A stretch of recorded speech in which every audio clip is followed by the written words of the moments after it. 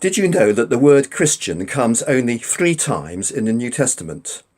Its first appearance is towards the end of Acts chapter 11, where we're told that it was in Antioch, that is the important city by that name in Syria, that the disciples were first called Christians.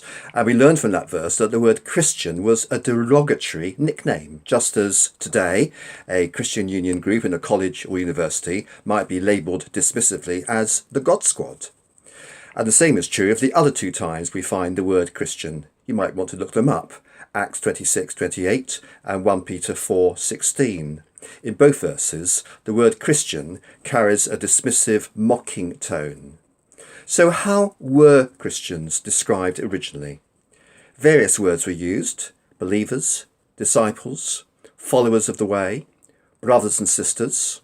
Saints, or those being sanctified, is another word used, carrying with it a challenge for Christians to live transformed lives, even though we are sinners.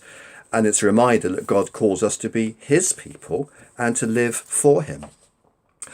But the most common way Christians are described in the New Testament is as those who are in Christ. And with that in mind, let's come to 4 verses towards the end of Galatians chapter 3 verses 26 to 29. For in Christ Jesus you are all sons of God through faith. For as many of you as were baptized into Christ have put on Christ. There is neither Jew nor Greek, there is neither slave nor free, there is no male and female, for you are all one in Christ Jesus.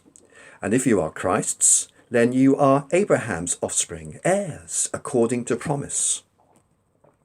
Paul says 3 things here about being in Christ. First, there is verse 26, for in Christ Jesus you are all sons of God through faith. That is our identity. All refers, of course, to all Christian people, not humankind in general. And of course, it includes women who are saved through faith just as much as men who are saved through faith. The reason that Paul uses the term sons of God is that in the ancient world, it was males, not females, who were heirs and came into possession of the inheritance. In Christ Jesus, through faith, you are all, men and women, sons of God. Now, the New Testament sometimes talks about us being born again into God's family. That's what we mean by the word regenerate, to those who have received the new birth. But the New Testament also uses the language of adoption to describe us as sons of God. And as I've been saying, that includes women. Let's not think of adoption as being a second best. Far from it.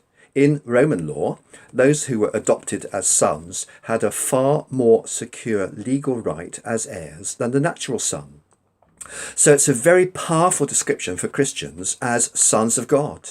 And it makes such good sense here because the context is about being made heirs of God's promise.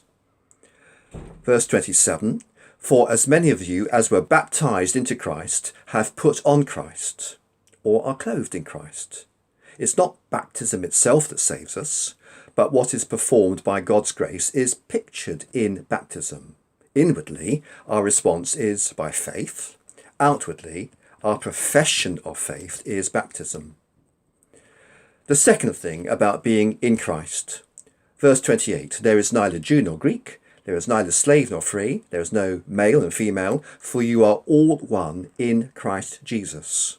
What a tremendous verse, and a very well-known one. We don't simply belong to God, we belong to each other. There is now in Christ no distinction in terms of race or social class or gender. It doesn't mean that these things are obliterated or that they don't exist. They do exist, but they don't matter in terms of our status in God's family. What does matter is that I have come to the face of Christ at Calvary and that I have entered into the benefits of being made a member of his family. And the third thing about being in Christ, or of Christ for this one, so I'm slightly stretching the point, but I think it fits in well here. Verse 29, and if you are Christ's, then you are Abraham's offspring, heirs according to promise.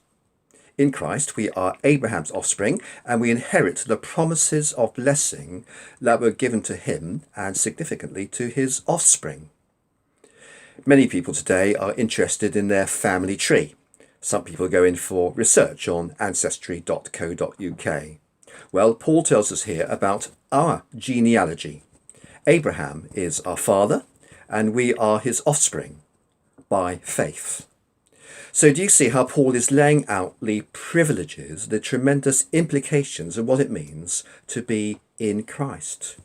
Once we are in Christ, we discover who we are. First, we discover our relationship with God.